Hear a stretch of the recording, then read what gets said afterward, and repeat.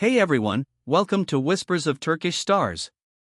Settle in, turn up the volume, and don't forget to subscribe and share before we dive in, because what I'm about to tell you has the entire fandom buzzing.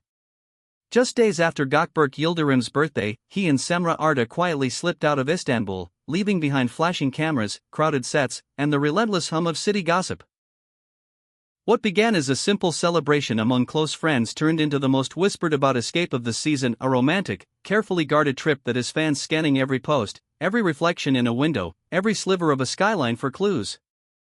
Those who were at Gökberk's birthday say the mood was warm and intimate, music low and laughter real.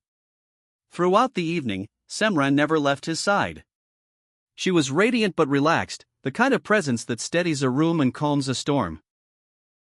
When the lights dimmed and a small cake appeared, they leaned into each other the way only two people who've learned to balance fame with real affection can.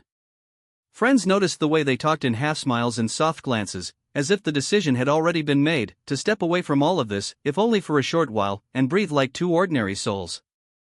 By the next day, whispers started to travel.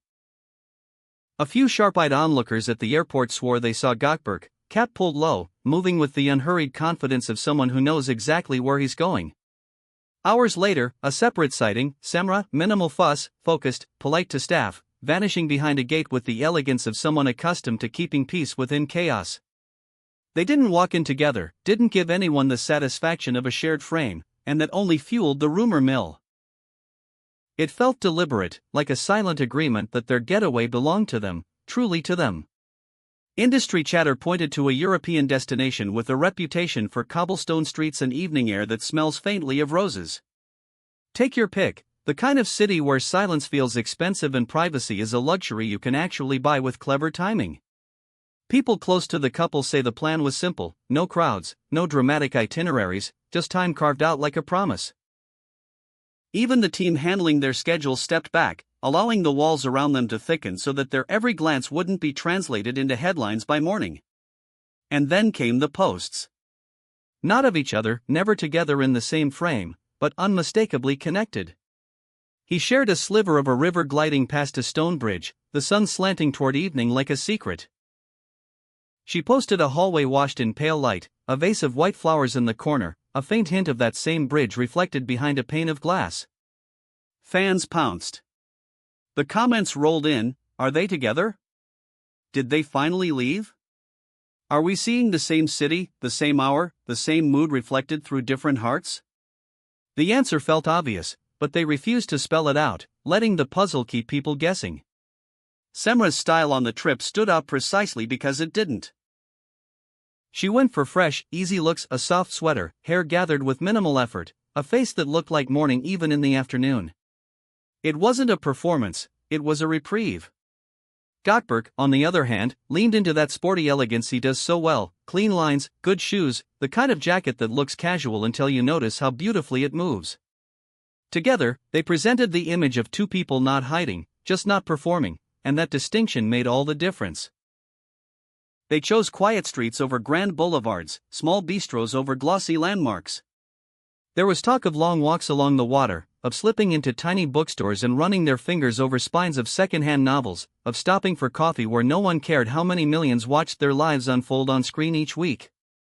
They watched the city breathe and matched their rhythm to its rise and fall. In the evenings, they found tucked-away restaurants where the lighting was soft and the tables were close enough for intertwined fingers. Sometimes, people say, they left hand in hand, faces soft with that private ease couples only get after surviving too much noise. If you were nearby, you might have noticed something almost old-fashioned about them.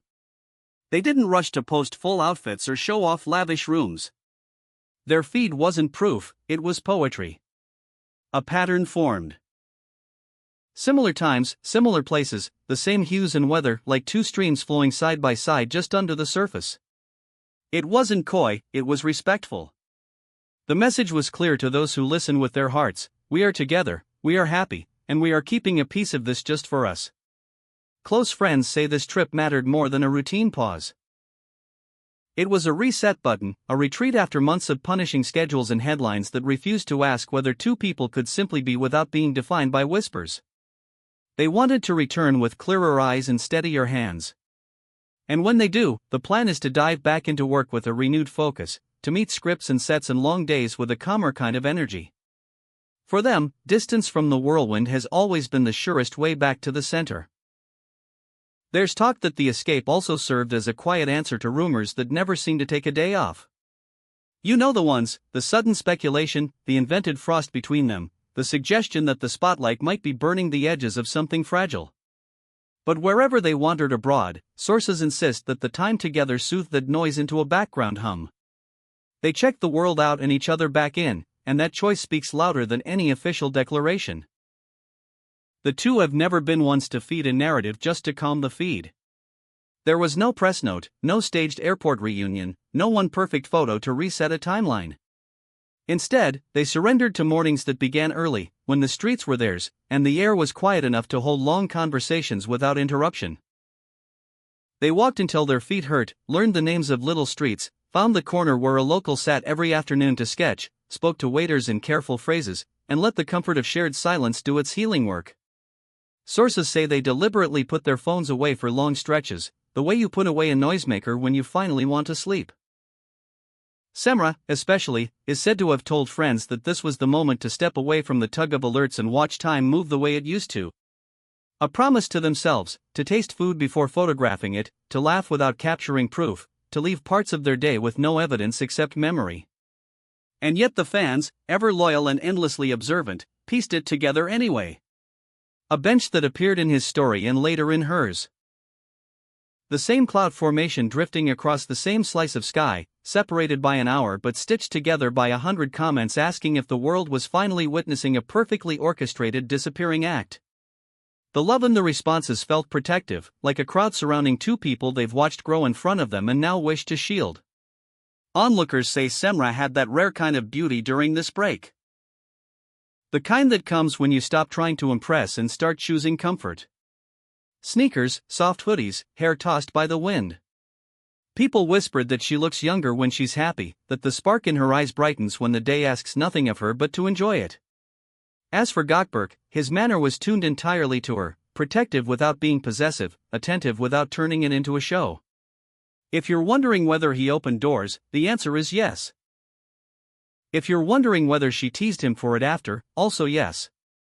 Insiders quiet about personal details still admit the energy between them felt different, settled somehow. Gone was the kind of edge fame sometimes sharpens. In its place, calm laughter, gentle teasing, comfortable space. When work has you carrying 100 versions of yourself, time with the right person lets you lay those masks aside, and those who saw them say that is exactly what happened here. They found the crack in the noise and widened it together until they could breathe. The length of the trip remains a question mark, and that uncertainty only adds to the fever. Are they extending it by a day? A week? Will the cameras catch them returning together, or will they maintain the respectful distance that defined their departure?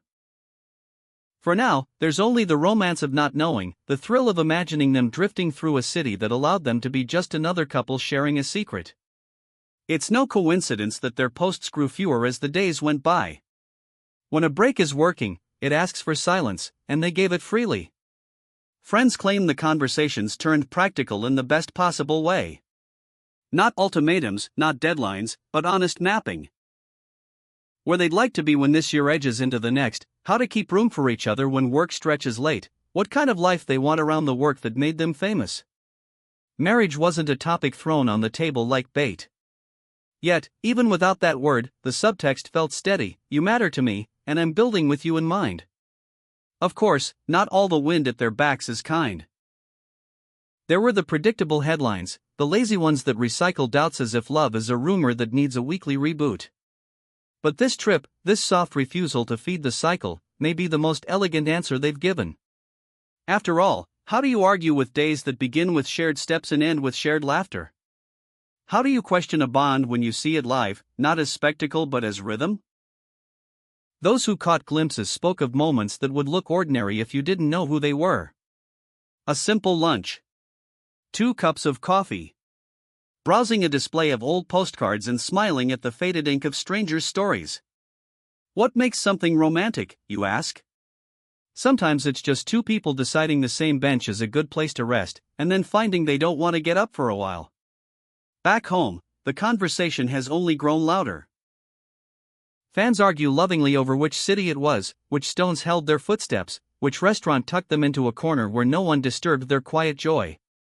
The wait now is for their return: one photograph, one airport sighting, one tiny sign that they've brought some of that stillness back with them. And when they step into new projects, the expectation is that the glow from this escape will tint everything a little warmer. If you're hoping for an official statement, don't hold your breath. Their actions were the statement. Separate departures, coordinated silences, the lockstep of images that fit together like puzzle pieces. Choosing privacy in an era that confuses transparency with truth is its own kind of courage. And make no mistake, this was courageous, not dramatic or defiant, just quietly brave. Before we close, remember this: sometimes the grand gesture is not fireworks but the absence of noise. Gökberk, Yildirim and Cemre Arda didn't try to prove anything.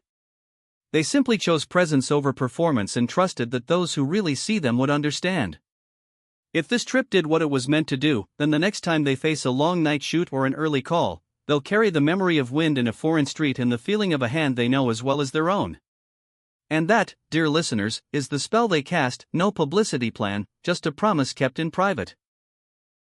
As we watch the speculation keep climbing, one thing remains clear: this getaway will be the talk of the town for a long time. We'll be right here to bring you every whispered detail the moment it breaks. You're watching Whispers of Turkish Stars. Hit subscribe, share this story with someone who loves a good mystery, and stay tuned. Our stars just wrote a love letter in the margins, and we were lucky enough to read between the lines.